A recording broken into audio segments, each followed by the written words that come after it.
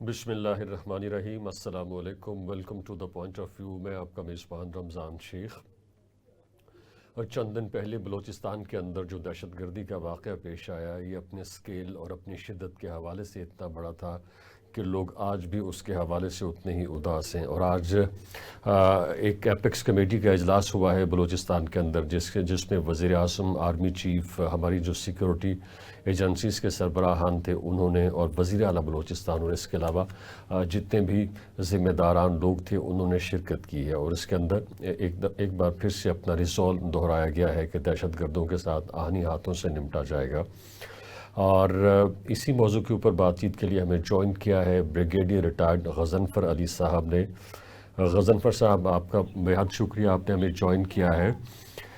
یہ پہلا واقعہ نہیں ہے کہ پاکستان کے اندر جو دہشت گردی کے حوالے سے ہوا ہے، اس سے پہلے بے شمار واقعات تواتر کے ساتھ ہوتے رہے ہیں، قطع نظر کہ کون سی حکومت ہے اور کون سی نہیں ہے۔ لیکن آپ کو کیا لگ رہا ہے حکومت کا ریزولو اور ہماری جو سیکیورٹی ایجنسیز ہیں جس طرح سے وہ کہہ رہی ہیں کہ جی اس بار آہنی ہاتھوں کے ساتھ نمٹا جائے گا، تو لگ رہا ہے کہ اس بار دہشت گردوں کے اوپر جو ہے وہ شکنجہ کسا جائے گا اور ان کے ساتھ واقعی آہنی ہاتھوں کے ساتھ ہی نمٹا جائے گا؟ بسم اللہ الرحمن الرحیم۔ دہشت گردی کے بہت بڑے بڑے واقعات پاکستان میں ہوئے۔ آپ کو پتہ ہے پشاور میں دو بہت بڑے بڑے دلخراج واقعات ہوئے، اور ایک تھا جس میں آرمی پبلک اسکول میں بچوں کے اوپر حملہ کیا گیا۔ تو اس کے بعد آپ نے دیکھا پشاور میں ایک مسجد میں حملہ ہوا جس میں 100 پولیس والے شہید ہو گئے۔ آرمی پبلک اسکول میں پھول سے بچے شہید ہو گئے تھے۔ اور مجھے اتنا یاد پڑتا ہے کہ دونوں موقع پہ یہی کہا گیا تھا جو آپ ابھی مجھے بتا رہے ہیں۔ جب پشاور میں لیٹسٹ حملہ ہوا تھا، پشاور میں حملہ ہوا تھا تو کہا گیا تھا کہ جی ہمارے پاس دہشت گردی کی ٹالرنس ہے، we have zero error syndrome. تو ماضی کا ریکارڈ تو بہت ڈاؤٹ فل، اور ماضی کا ریکارڈ تو بہت ہی ڈیوبیس ہے، اور صرف لفاظی تک محدود ہے کہ آپ لفاظی کر لیں، بیانات دے دیں اور لمبے لمبے لیکچر دے دیں، اور اس کے بعد پھر بھول جائیں 15 دن بعد کہ آپ نے کیا کرنا ہے کیا نہیں کرنا۔ اگر حکومتیں سیریس ہوتی تو یہ حالات اس دہائی تک پہنچنے ہی نہیں تھے جس پہ کل پہنچے ہیں۔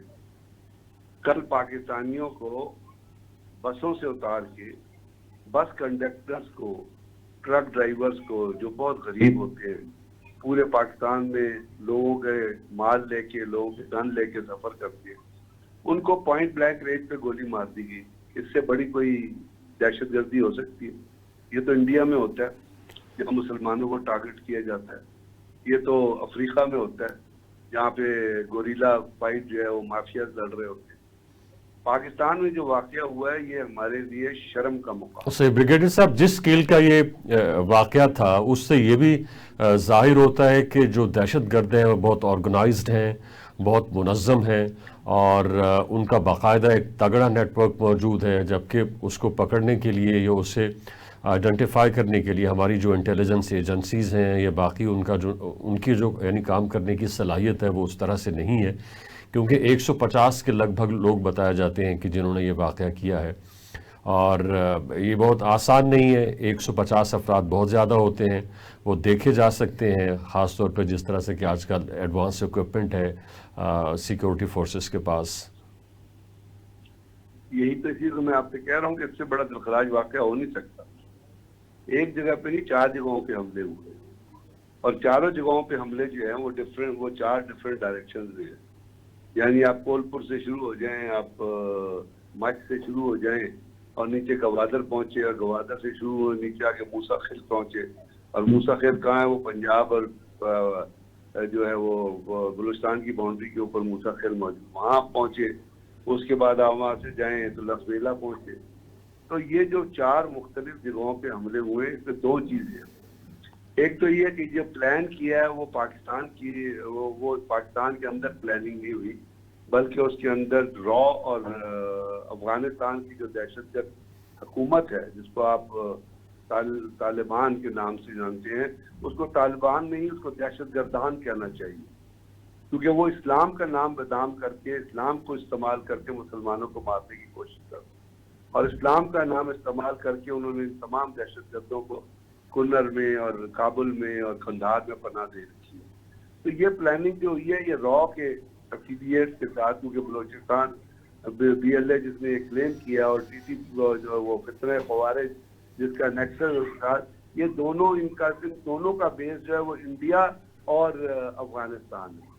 تو وہاں سے پلاننگ ہو کے یہ یہاں پہ آیا، تبھی آپ نے دیکھا کہ 4 ڈفرینٹ ڈائریکشن میں ٹارگٹ سلیکٹ کیے گئے۔ اب اس کے بعد بات آ جاتی ہے، انہوں نے تو ٹارگٹ سلیکٹ کر لیے، ہماری انٹیلیجنس اتنی اپ ڈیٹ ہونی چاہیے تھی کہ ہم اس کے انڈیکیشنز کا اور اس کی پلاننگ کا اور اس کی موومنٹ، لوگوں کی موومنٹ کا پتہ چلاتے۔ ایک بات ہے۔ دوسری بات یہ ہے کہ جہاں تک سول گورنمنٹ کا رول ہے، تو آپ مجھے یہ بتائیے، یا حکومت، وفاقی حکومت کہہ لیں یا انٹیریئر منسٹری کا رول آپ کہہ لیں، کیا کسی کو بھی نہیں پتا تھا کہ یہ دن جس دن یہ چیزیں ہوئی ہیں وہ اکبر بگٹی کی برسی ہے؟ اکبر بگٹی کو اس دن مارا گیا تھا، ٹارگٹ کیا گیا تھا، جو بہت غلط بات تھی، اس کو ٹارگٹ کرنا، اس کو نہیں ٹارگٹ کرنا چاہیے تھا مشرف کے دور، لیکن تو اس کے اوپر تو کچھ نہ کچھ کرنا تھا ان بلوچ دہشت گردوں نے۔ دوسری بات یہ ہے کہ آپ ہر سال محرم آتا ہے، 40واں آتا ہے، اور عید میلاد النبی بھی آتی ہے، اور باقی امپورٹنٹ ڈیز آتے ہیں، تو آپ اس کی پلاننگ کرتے ہیں، آپ سوچتے ہیں کہ کون سینسیٹیو پوائنٹ ہے، کہاں پہ آپ نے پولیس کھڑی کرنی ہے، کہاں پہ رینجرز کھڑی کرنی ہے، پہلے سے پلاننگ کی جاتی ہے۔ تو یہ کون سے لوگ ہیں جو ایک ایس ایچ او کو تلاش کرتے رہے پورے اس عرصے میں کہ کوئی ایس ایچ او ملے جس کو ہم لانچ کریں کہ جا کے جو دہشت گردوں کو کنٹرول کرے؟ ان کو ایس ایچ او نہیں ملا، اور چونکہ ایس ایچ او نہیں ملا تو انہوں نے سوچا ہی نہیں کہ جی یہ چیز ہو سکتی۔ تو یہاں پہ جو نااہلی ہے وہ ہر ٹیئرز پہ آپ کو نااہلی نظر آتی ہے۔ یہ تو یہ ہے کہ آپ کہتے ہیں کہ جی لوگوں کو مرنے کے لیے چھوڑ دیا گیا، اس لیے کہ جو بنکروں میں جو لوگ اپنا دیواروں کے پیچھے بیٹھے ہوئے ہیں، بڑی بڑی دیواروں کے پیچھے بیٹھے ہوئے ہیں، گارڈز کی موجودگی میں بیٹھے ہوئے ہیں، 40 گاڑیاں لے کے پھرتے ہیں، جیمرز لے کے پھرتے ہیں، ایمبولینسز لے کے پھرتے ہیں، 1122 کی جو ہے وہ کرینے لے کے پھرتے ہیں، ان کو تو پرواہ نہیں، دے آرنٹ بادرڈ، ان کے گھر سے تو کوئی نہیں مرا۔ تو وہ ان کے ذہن میں نہیں آیا، یہ آپ کے پرائم منسٹر کو ڈائریکشن نہیں دے سکتا تھا پرائم منسٹر آفس کہ جی 25 وہ، اگر کسی کے بھی خیال میں نہیں آیا کہ جس دن اکبر بگٹی کو مارا گیا تھا تو کچھ ہو سکتا ہے، چلے کوئی آپ پریکاشنری طور پہ کچھ کر لیتے۔ صحیح بریگیڈیئر صاحب، ہمیں ایک بریک کی طرف جانا ہے، جب بریک سے واپس آئیں گے تو اسی موضوع کے اوپر بات کریں گے، آپ ہمارے ساتھ رہیے۔ جی ویلکم بیک۔ ہم بلوچستان میں حالیہ دہشت گردی کے واقعے کے متعلق بات کر رہے ہیں، اور ہمارے ساتھ لائن پر موجود ہیں بریگیڈیئر ریٹائرڈ غضنفر علی صاحب۔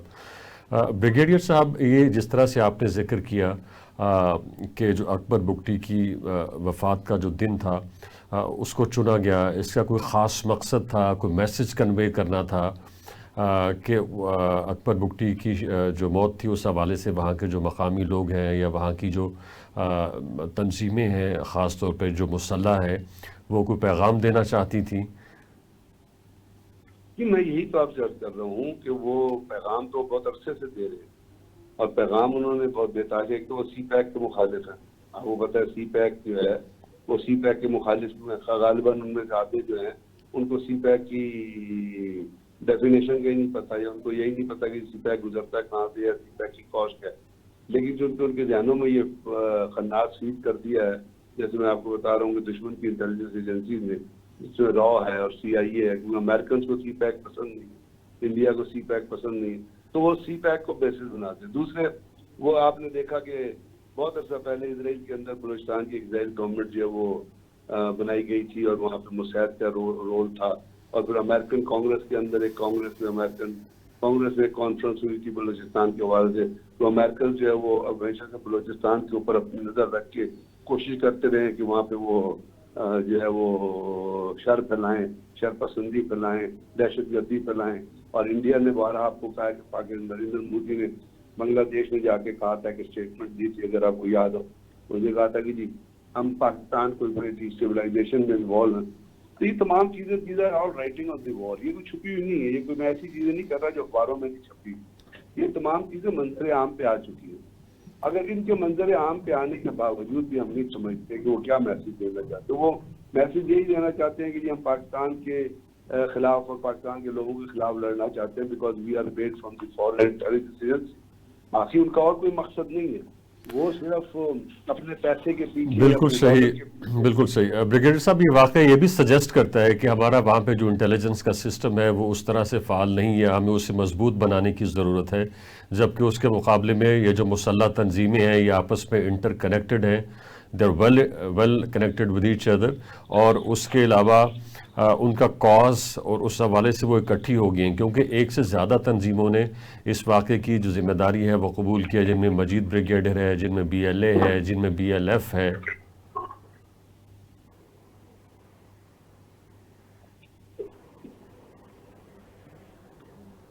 بریگیڈر صاحب آپ میری آواز کو سن پا رہے ہیں؟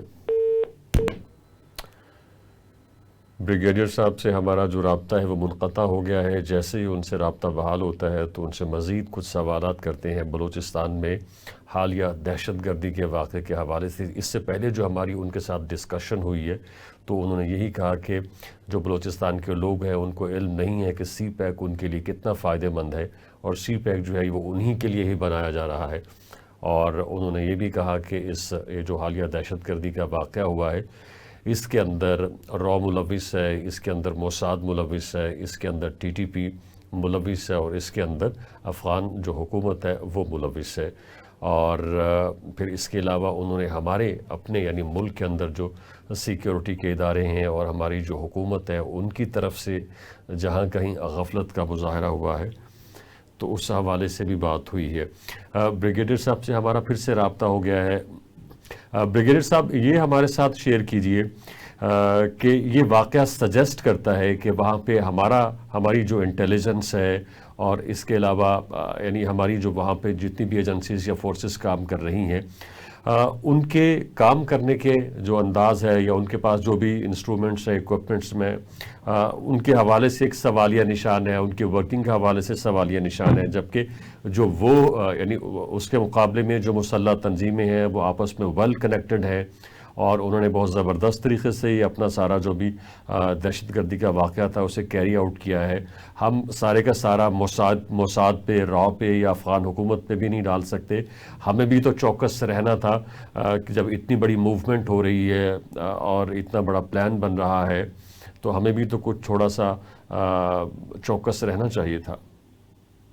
میں اس کو بالکل بھی مساعد پہ یا راؤ پہ ڈال کے پاکستان کی ذمہ داری سے مبرہ نہیں کر رہا, نہ اداروں کو ان کی ذمہ داری سے مبرہ کر رہا ہوں.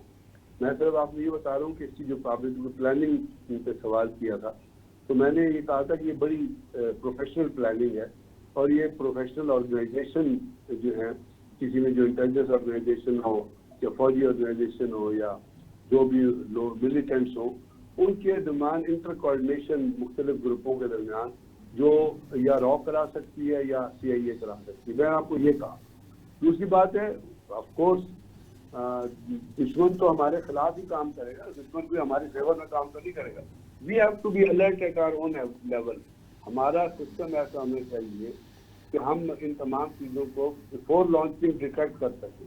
اب ہم اس کا ڈیٹیکٹ نہ ہونا, اس کے بارے میں انفارمیشن نہ ہونا, اس کے بارے میں انٹیلیجنس جمع نہ ہونا, یہ تو کمپلیٹ فیلیور ہے نا. اس میں تو آپ کوئی مطلب ہے کوئی ڈیبیٹ یا کوئی اپنی جان نہیں چھڑا سکتے نا. There are people who are responsible for that, جن کو یہ کام دیا گیا ہے انٹیلیجنس جمع کرنے کا اور ان گروپوں کے درمیان پینیٹریٹ کرنے کا اور وہاں سے انفارمیشن نکالنے کا.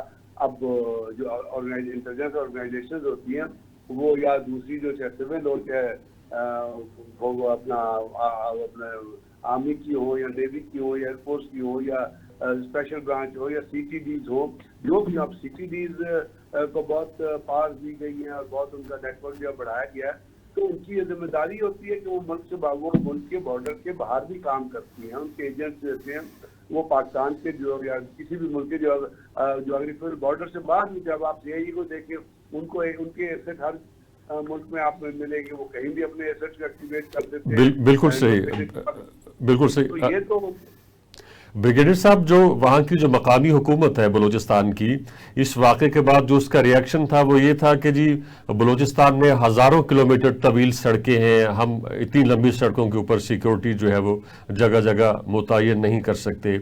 और फिर जो सिक्योरिटी के इदारे हैं उनकी तरफ से भी यही आया कि वहाँ पे अगरचे सिक्योरिटी का अच्छा निज़ाम है, मगर हम हर जगह हर पॉइंट के ऊपर जो है वो सिक्योरिटी फोर्स खड़ी नहीं कर सकते। तो इससे भी लगता है कि शायद ये ज़िम्मेदाराना बयान नहीं था, क्योंकि जो भी हुकूमत वक्त होती है और उसके जो बाकी इदारे होते हैं उनका ये बुनियादी काम है कि वो शहरियों को उनके जानो माल का तहफ़्फ़ुज़ करें। जब वो हुकूमत और उसके मुतल्लिक़ा इदारे ही ये कहना शुरू कर दें कि जी इतनी लंबी सड़कें हैं, इतने सारे पॉइंट्स हैं, हम कहाँ कहाँ खड़े हों, कहाँ नहीं खड़े हों। ये नहायत अनप्रोफेशनल बयान है, आपने बिल्कुल ठीक कहा। और ये एक अनप्रोफेशनल चीफ मिनिस्टर है, जो आपको पता है किस तरह वो चीफ मिनिस्टर बना है, पहले वो किस पार्टी में था वो। और ये बलूचिस्तान में यही होता रहा है कि आपने लोगों को पैकअप करके ना, मतलब लोगों को आप ऊपर ले आते हैं। असल में बात ये है कि जरूरी थोड़ी होता है कि I know the problems are there, मैं ये नहीं कह रहा कि प्रॉब्लम्स नहीं है, प्रॉब्लम्स हैं। बलूचिस्तान बहुत वास्ट इलाका है, बलूचिस्तान में बड़ी रिमोट इलाका है और बलूचिस्तान के अंदर प्रॉब्लम्स हैं। लेकिन आप ये देखिए ना, यहाँ पे एक सवाल ये पैदा होता है। पहले मैंने आपको बताया कि क्या पता नहीं था कि 26 तारीख को अकबर बुख्ती का कत्ल हुआ था और उसकी कोई ना कोई रिवेंज लेने की कोशिश करेंगे। दूसरी बात ये, ठीक है आप हर सड़क नहीं कवर करते, लेकिन ये तो इंसिडेंट चार जगहों पे हुए ना। ये मूसा खेल में हुआ है, ये लसबेला में हुआ है, गवादर। तो किसी पॉइंट को तो कवर कर लीजिए, एक पॉइंट को तो कवर कर लीजिए ना। बिल्कुल सही। अच्छा ब्रिगेडियर साहब, एक और सवाल का जवाब दे दीजिए। एक जो इस्तेलाह इस्तेमाल की जाती है बलोचों के हवाले से, ख़ास तौर पे जो दहशत गर्दी के वाक़यात और इस तरह की एक्टिविटीज़ के अंदर मुलविस होते हैं कि जी नाराज़ बलोचों से बातचीत की जाए, उनके साथ मुज़ाकरात किए जाए। जो बंदा नाराज़ होता है वो सियासी तरीक़े से अपनी नाराज़गी का इजहार करता है, जबकि इन्हें कैसे कहा जाए कि ये नाराज़ बलूचिस्तान है जो कि दहशत गर्दी के वाक़यात के मुर्तकिब होते हैं। तो एक जो सियासी इशू और फिर एक जो दहशत गर्दी का वाक़या, मेरा ख्याल है कि इन दोनों को अलग रखा जाए। आपकी इस हवाले से क्या राय है? बिल्कुल ठीक बात है। नाराज तो वो होता है ना जो सिर्फ नाराज होता है और वो अपनी नाराजगी का इजहार भी करता है, हथियार नहीं उठाता है। ये तो टेररिस्ट है ना, इनसे क्या बात करेंगे? इनको तो जहन्नुम वासिल करना है। इनके ऊपर आपने अपाची हेलीकॉप्टर से और बाकी हेलीकॉप्टर से बम मारने, गोले मारने, इनके ऊपर स्टैफिंग करनी है, इनके स्ट्रक्चर को तबाह करना है, इनकी सेफ हाउसेस को तबाह करना है, इनको जहन्नुम वासिल करना है, इनके खिलाफ एक्टिव ऑपरेशन करना है। अब आप देखिए सोच का लेवल क्या है। आपका इंटीरियर मिनिस्टर बलूचिस्तान में जाके कहता है कि जी ऑपरेशन की जरूरत ही नहीं। अब आप मुझे बताइए, वो कहते हैं जी एक SHO काफी है इन दहशतगर्दों के लिए। तो कोई सवाल उठाएगा कि वो जो 14 सिक्योरिटी फोर्सेस के एहलकार शहीद हुए, जिसमें एक कप्तान, एक यंग कैप्टन भी था और 13 और लोग थे, आप उन शहीदों की तौहीन कर रहे हैं, उनकी बॉडीज की तौहीन कर रहे हैं। इसका मतलब वो फजूल में ही मारे गए। एक SHO भेज देते तो वो ना मारे, उन्होंने मुकाबला नहीं किया उन दहशतगर्दों का। फिर आपको पता है लसबेला में पूरी की पूरी पुलिस चौकी को उन्होंने कब्जे में ले लिया, उन्होंने उनके हथियार छीन लिए। अभी जब उन्होंने हथियार छीन लिए, उनको यरगमाल बना लिया, तो वो SHO किधर थे जिससे उनको कंट्रोल कर? वो SHO तो उनके काबू में था। तो when you do not have your vision, जब आपके दिमाग की सोच की राहें खुली हुई नहीं है और इस किस्म के आप उससे ही समझ लीजिए कि फिर आप स्ट्रेटजी या पॉलिसी क्या बनाएंगे, मुझे बताइए। सही, बिल्कुल आपने सही कहा। वो गैर जिम्मेदाराना बयान था। शायद वो पॉलिटिकल फिगर नहीं है उस तरह से जिस तरह से कि बाकी लोग हैं, तो जितने बाकी पॉलिटिशियंस हैं वो संभल कर बात करते हैं। पॉलिटिकल फिगर नहीं है तो वो पॉलिटिशियन से पूछ लेना, किसे पूछ ले क्या बयान देना। ये तो हर्ट कर रहा है पाकिस्तान पे इस किस्म के बयान। यानी मेरा सिर्फ एक क्वेश्चन है कि जो 14 पाकिस्तान फोर्सेस के, आर्मी के, FC के जवान और अफसर शहीद हुआ है, ये उन शहादतों की तौहीन है जब हम कहते हैं कि के लिए, इसका मतलब है वो फजूल उन्होंने अपनी जान दी है, वो जो शहीद हो चुके। एक SHO के बराबर नहीं थे वो 15 लोग। आप मुझे बताइए ना, जवाब दीजिए इसका। कोई जवाब देगा पाकिस्तान? नहीं, बिल्कुल उसको तो तकरीबन तमाम हलकों ने उनकी जो स्टेटमेंट थी उसको सीरियस नहीं लिया है और उसे कंडेम किया है कि उनको ये स्टेटमेंट नहीं देना चाहिए था। ब्रिगेडियर साहब, thank you very much for joining us. हमें एक ब्रेक की तरफ जाना है। जब ब्रेक से वापस आएंगे तो कुछ दीगर मौज़ूआत के ऊपर भी बात करेंगे। आप हमारे साथ रहे जी। Welcome back. ताजरों की कल की हड़ताल के हवाले से बात करते हैं और इस सिलसिले में हमारे साथ लाइन पर मौजूद हैं एहसन जिया साहब, सीनियर एनालिस्ट हैं। एहसन जिया साहब, thank you very much for joining us. Ehsan जिया साहब, ये जमात इस्लामी के साथ तो एक मुआहदा तय पा गया था और उस मुआहदे के तहत जो है उसके जितने भी मुतालिबात थे उनको पूरा किया जाना था और इसके बाकायदा गारंटर मौजूद थे और उस मुआहदे की अभी तक मुद्दत भी बाकी थी। तो फिर ऐसे में क्या हुआ कि जमात इस्लामी ने ताजरों को ज्वाइन कर लिया और फिर वो दोनों मिलकर हड़ताल करने लग गए। अच्छा, उसमें देखें, ये बेसिकली जमात इस्लामी की इनिशिएटिव नहीं है। ये जो हड़ताल है ये ताजरों की अपनी हड़ताल थी, ठीक है। उसमें जमात इस्लामी बेसिकली इसको लेकर तो पहले से चल रही थी, उन्होंने भी हड़ताल की कॉल दी हुई थी, लेकिन चूंकि इन दोनों का जो इंटरेस्ट था वो चूंकि सेम हो गया तो वो एक दिन में हो गया सारा।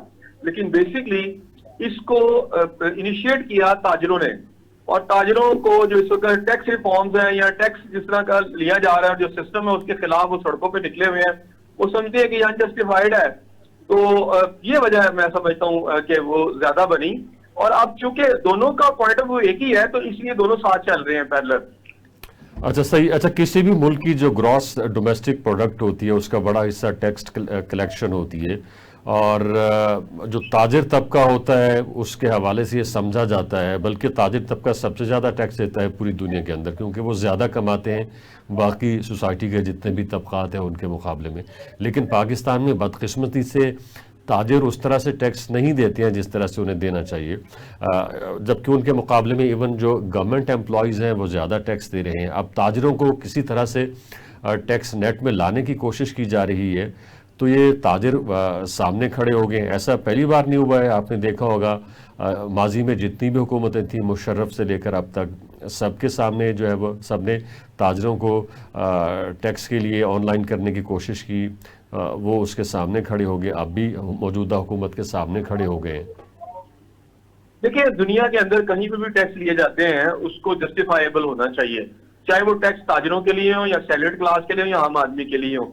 लेकिन पाकिस्तान के अंदर दोनों चीजें देखें, एक तरफ अगर ताजिरों के ऊपर ये इल्जाम आता है कि वो टैक्स पूरा नहीं देते, तो दूसरी तरफ हुकूमत ने भी जालमाना टैक्सों का एक ऐसा निजाम राइज किया, वैसे इनडायरेक्ट टैक्स आप कहते हैं।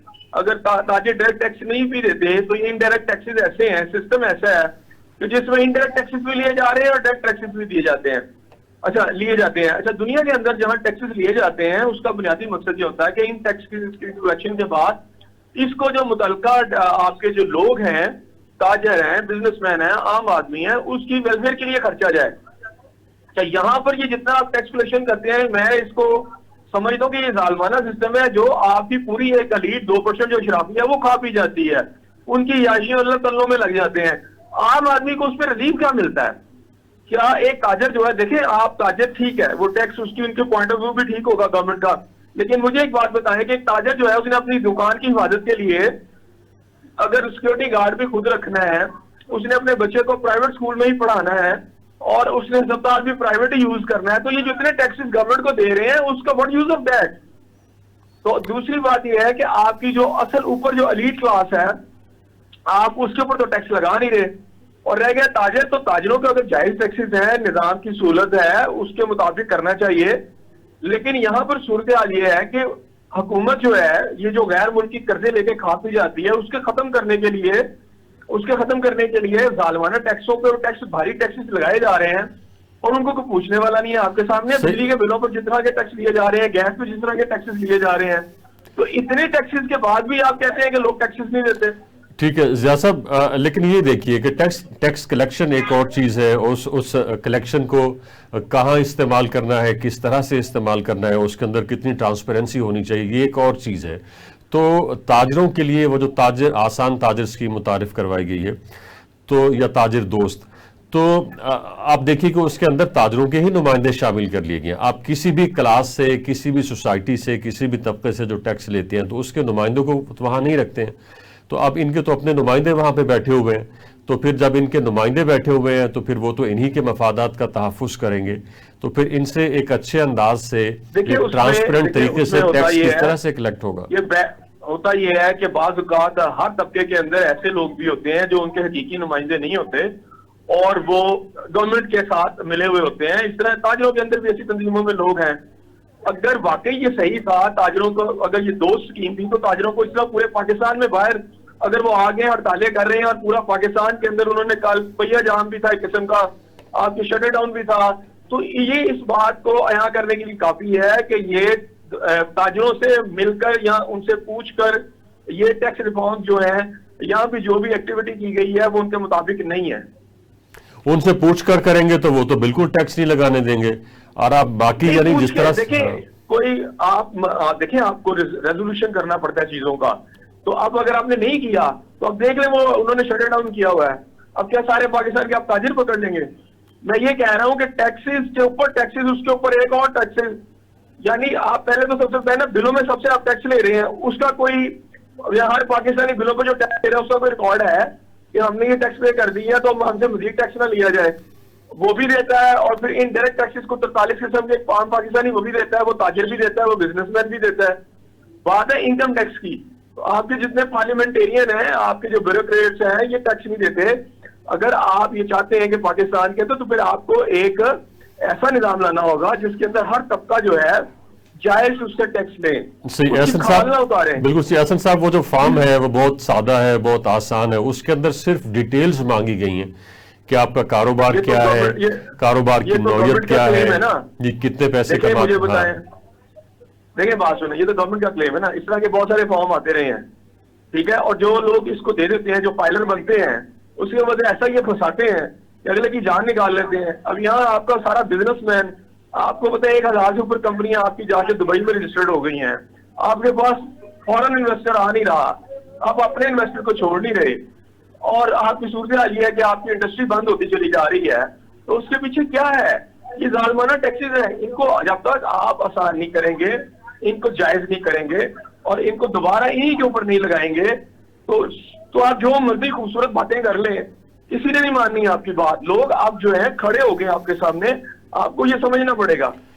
اچھا، یہ جو کل ہڑتال ہوئی ہے وہ سکسیسفل ہوئی ہے نہیں ہوئی ہے، یہ ایک الگ بحث ہے، مگر دونوں کا کچھ ایجنڈا واضح نہیں ہو پایا، کیونکہ جو تاجر تھے ان کا ایجنڈا اور تھا، جو جماعت اسلامی تھی وہ بجلی کے بلوں میں جو اضافہ ہے اور جو ٹیرف مہنگے ہو رہے ہیں ان کے خلاف ہڑتال کر رہی تھی. تو ایک یعنی عام لوگوں کو پتہ ہی نہیں چلا کہ جو اسٹرائک ہے یہ کس لیے ہو رہی ہے. دیکھیں اس دونوں میں کامن چیز یہ ہے کہ یہ ٹیکسز کے خلاف ہے. بجلی کے بلوں کے اوپر ٹیکس ہو یا تاجر اپنے ٹیکس کے سسٹم کے حوالے سے بات کر رہا ہو. تاجر تو فائدہ اٹھا رہے ہیں اسٹرائک سے، جماعت اسلامی بھی فائدہ اٹھا رہی ہے. دیکھیں وہ تو دونوں اپنا اپنا پوائنٹ آف ویو لے کے چل رہے تھے. میں نے پھر کہا کہ تاجر آج سے تو ڈیمانڈ نہیں کرے گا، کل اچانک انہوں نے ڈیمانڈ کی تھی، ہڑتال کر دی تھی. پچھلے 4-5 ماہ سے ان کی بھی یہ ڈیمانڈ تھی، وہ چل رہی تھی، اور اس میں تاجر تنظیمیں جا کے FBR کے لوگوں سے ملاقاتیں بھی کر رہی تھی. وہ ہم نے بھی دیکھی، ملاقاتیں ہو رہی تھیں، معاملات درست نہیں ہو رہے تھے. اسی طرح گورنمنٹ ٹچ سے بس نہیں ہو رہی تھی بجلی کے بلوں کے اوپر. کوئی پولیٹیکل جماعتوں میں جماعت اسلامی بھی گئی، اس نے دھرنا بھی دیا، تب بھی چھوٹا موٹا ایک معاہدہ ہوا اور اس کو حل نہیں نکلا. تو ظاہری بات ہے جب سارے طبقات جو ہیں پریشان ہیں اس وقت، اور حکومت کو صرف پیسہ چاہیے، حکومت کو صرف ایسے لگتا ہے کہ ایسا جن ہے جو سب کو یہ کہہ رہا ہے اور مجھے اور دو، مجھے اور دو، مجھے اور دو. تو لوگوں کی کیپیسٹی آپ کو سمجھنا پڑے گا. آپ کی اکانومی جو ہے اس طرح نہیں چل سکتی. نہیں وہ تو ٹھیک ہے، لیکن تاجر تو ٹیکس دے ہی سکتے ہیں. اچھا ایک بات بتائیے کہ اب اس کا کیا ہو؟ گورنمنٹ ہتھیار ڈال دے جس طرح سے تاجروں کا یا جماعت اسلامی کا موقف ہے اس کو مان لیا جائے؟ دیکھیں گورنمنٹ کا تو آلریڈی ٹیکس مل رہا ہے. اب یہ کہنا کہ جی سارے پاکستان کے تاجر ٹیکس نہیں دے رہے، یہ غلط بات ہے. ٹیکسز تو ہمیشہ سے وہ دے رہے ہیں اور ہمیشہ سے گورنمنٹ لے رہی ہے اور گورنمنٹ نے ہم سے پھر لینا ہے. اب یہ تو نہیں کہ ایسا تاجر پاکستان میں کوئی ایسا تاجر دینا جو آگے بتا دے گورنمنٹ کے اس تاجر نے کوئی ٹیکس نہیں دیا. اس کی ریشو پہ مسئلہ ہوا ہے، اور پھر اس کے کہ اس ٹیکس سے کسی کو ان کو فائدہ بھی تاجروں کو پہنچتا ہے یا نہیں پہنچتا، اس پر بحث ہو رہی ہے. تو یہ مل بیٹھ کے کریں گے تو ٹھیک ہے، ورنہ اسٹرائک چلتی رہیں گی. صحیح. اچھا ایک سیاسی سوال آپ سے کرتے ہیں. بانی پی ٹی آئی نے کہا ہے کہ اگر ان کا بی پلان بن گیا، ان کا یعنی آپ سمجھتے ہیں نا ان کا، تو پھر یہ شہباز شریف صاحب جو ہے یہ مسنگ پرسنز میں شامل ہو جائیں گے. حضرت دوبارہ ریپیٹ کر دیجیے گا کوسچن. میں نے کہا بانی پی ٹی آئی کا بیان اس وقت گردش کر رہا ہے جس میں انہوں نے کہا کہ اگر ان کا پلان بی بن گیا تو وزیر اعظم شہباز شریف صاحب جو ہے یہ مسنگ پرسنز میں شامل ہو جائیں گے. وہ गीदड़ भपकी हैं जी उनकी, इसलिए कि वो इस तरह के बी सी प्लानों की बड़ा क्लेम करते रहे। पीटीआई के लोग भी ये समझते थे उनके पास शायद कोई बी और सी और डी प्लान है। जब से वो वज़ीर आज़म हाउस से निकले हैं ना उनका कोई बी प्लान सामने है, ना सी आया ना डी आया। अब बस हौच पौच वो चल रहे हैं, और जितने भी उनकी मुझे लगता है कि एक्ट है पॉलिटिकली, उनको उसमें नाकामी ही होती नजर आती है हमें तो। अच्छा, एक यानी तासुर क्या बल्कि ये हकीकत है, और ना सिर्फ हुकूमत बल्कि हमारी जो सिक्योरिटी एजेंसीज के लोग हैं वो भी ये कह रहे हैं कि इस वक्त पाकिस्तान के अंदर जो दहशत गर्दी की वेव है इसके अंदर टीटीपी और अफगान हुकूमत जो है वो मुलव्वस है। जबकि बानी पीटीआई ये कह रहे हैं कि जी आप जो अफगानिस्तान की हुकूमत है तालिबान की उसके साथ ताउन करें, और आप ताउन करेंगे तो उसकी मदद से पाकिस्तान के अंदर दहशत गर्दी ख़त्म होगी। मैं समझता हूं कि ये आपको पता है कि एपीएस का जो मास्टरमाइंड था वो फरार हुआ इमरान खान साहब के दौर में। फैज अमीर साहब उस वक्त आईएसआई के चीफ थे। उसके बाद बहुत ज्यादा टीटीपी के लोगों को या अफगानियों को यहाँ लाके दोबारा बसाया गया। आज हम वो फ्रूट काट रहे हैं, वो फल काट रहे हैं जो इन्हीं की पॉलिसियों का नतीजा है, वरना पाकिस्तान में काफी हद तक अमन हो चुका था। अब तो वक्त यह है कि कोई मुज़ाकरात होने नहीं चाहिए। जो वाकयात हो चुके हैं 10 इजला के अंदर, जिस तरह टेररिज्म की एक्टिविटी की गई कल हमने देखा ये 25 और 26 अगस्त की रात को, उसके बाद तो मेरा ख्याल है कि अब तो इन्हें ढूंढ ढूंढ के खत्म करना चाहिए। कोई मुज़ाकरात की बात होनी नहीं चाहिए। ये तो आपकी ये राय है, मेरी ये राय है, हर आम आदमी की ये राय है, लेकिन मगर कुछ पॉलिटिकल पार्टीज ऐसी हैं जो अब भी ऑपरेशन अज़्म इस्तेहकाम और उस जैसे जो दीगर ऑपरेशंस हैं इस तरह की दहशत गर्दी की कार्रवाई, तो वो पॉलिटिकल पार्टियां बताएं ना, जवाब दें कौम को कि जब पंजाबियों को उतार कर पंजाबी सिर्फ आईडी कार्ड देख के लोगों को मारा गया है, मसलन 28-29 लोग जिनकी जाने गई हैं मासूम लोगों की, उनका खून किसके कबा के ऊपर हम देखें, उसका भी तो जवाब दें ना।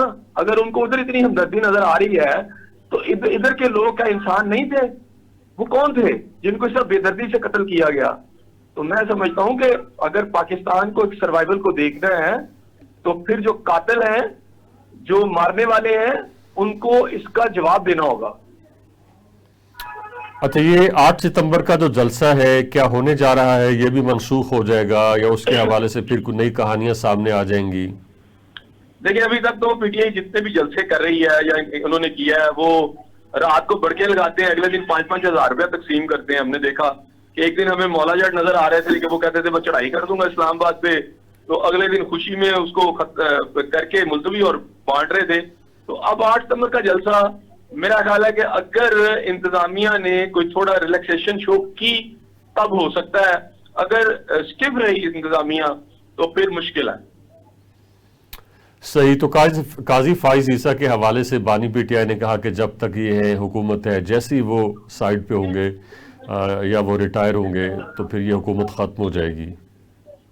देखिए, ये उनके दावे हैं, पेशन गोई हैं, जिसमें मुझे तो कोई ऐसा क्रक्स नजर नहीं आता कि आप इनकी बातों को लेकर को सीरियस इसके ऊपर गुफ्तगू कर सकें। सही है। तो इस वक्त पाकिस्तान की जो सियासी सूरत हाल है और ख़ास तौर पे जो दहशत गर्दी के वाक़यात हुए हैं, कुछ अच्छी खबरें भी कहीं से आ जाती हैं, जैसे मोडीज़ की रेटिंग वगैरह आ गई और पाकिस्तान के जो फॉरेन डेब्ट्स हैं उनमें इजाफा हो रहा है। तो लेकिन क्या लगता है हालात किस तरफ जा रहे हैं? देखिए, कोई मैं जबरदस्ती कोई आपको खुशाइंद खबरें सुनाऊं तो वो जबरदस्ती होगी। अभी तो फिलहाल मुझे कोई ऐसी पॉजिटिव खबर नजर नहीं आ रही कि जो मैं ये बताऊं कि जनाब ये बड़ी पॉजिटिव खबर है या पाकिस्तान की इकोनॉमी बेहतर हो रही है। बात यह है कि यहाँ इस वक्त आपकी फौजी क़यादत हो, यहाँ आपकी सिविल और मिलिट्री दोनों भी लीडरशिप है, उन्हें मिल बैठना होगा और मिल बैठ के बहुत संजीदा एफर्ट्स करनी होगी। जुबानी जमा खर्चा कुछ नहीं होगा। हालात इस तरह के दिगरगू हो चुके हैं, उससे मुल्क को निकालने के लिए सीरियस नोट के ऊपर एफर्ट की जरूरत है। सही। अभी आपने जिक्र किया कि जी दहशत गर्दी के खिलाफ सीनस पर होना चाहिए और एक एक को पकड़ के उसको करारे बाकी सज़ा देनी चाहिए। एपेक्स कमेटी का इजलास हुआ है और इससे पहले भी सिक्योरिटी इदारों की तरफ से और जो सिविल गवर्नमेंट है उसके सरबराहान की तरफ से बड़ा रिजॉल्व शो किया गया। तो यानी लगता है आपको इस बार जितना बड़ा वाक़या हुआ है, जितने बड़े स्केल पे कि कि बस अब नहीं होना चाहिए, उस तरह का यानी रवैया सामने आएगा? देखिए, सीरियसनेस नजर तो आती है। प्राइम मिनिस्टर आज कोयटा में पहुंचे थे, वहाँ चीफ ऑफ आर्मी स्टाफ भी थे اور جس جگہ پر یہ سب کچھ ہوا ان کا وہاں جانا اور وہاں جا کے ایک میٹنگ کرنا اور پھر اپنے عزم کا اظہار کرنا ڈیفینیٹلی یہ سگنیفیکینٹ ہے, امپورٹنٹ ہے. یہ نظر آتا ہے کہ آپ کی قیادت جو ہے سیریسلی اس کو ٹیک اپ کر رہی ہے. تو let's hope for the best. صحیح, تھینک یو ویری مچ احسن ضیاء صاحب. انشاءاللہ آپ سے بات ہوتی رہے گی. اور یہ تھا ہمارا پوائنٹ آف ویو. اپنے پوائنٹ آف ویو سے آگاہ کرنے کے لیے وزٹ کیجیے ہماری ویب سائٹ TV Today. دیکھنے کا بے حد شکریہ.